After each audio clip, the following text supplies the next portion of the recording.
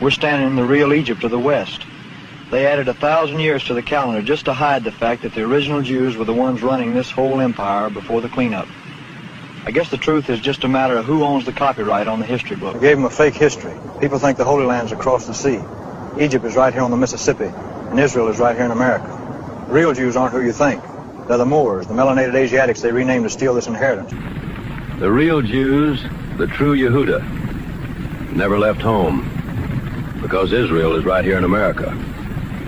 These people you call black are actually the Asiatic Moors, the original Hebrew royalty that ran this whole empire before the 1870s. And aren't you afraid of being silenced for challenging the official record? My friend Johnny Cash, he's been out there defending the indigenous community. The original Moors like the Blackfoot, because he knows they're the true nobility.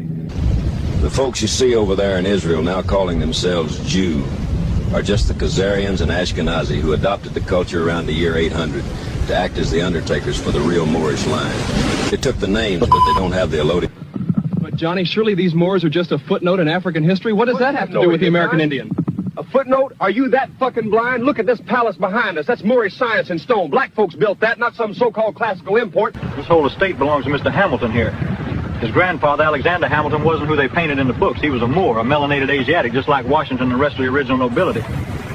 Folks believe the story they were sold, but the story is a theatrical lie.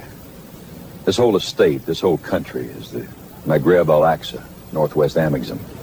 You travel around enough, you start noticing the architecture. They tell you these domes are classical, but the Magi know better. This is Moorish science in stone. Folks don't like to talk about it, but the Moors and the Hebrews, the real ones, are the same Asiatic family. We're standing in the real Egypt of the West. But, Johnny, there is no evidence of... Lady, don't piss me off today. The evidence is right in your fucking face, but you're too blind to see.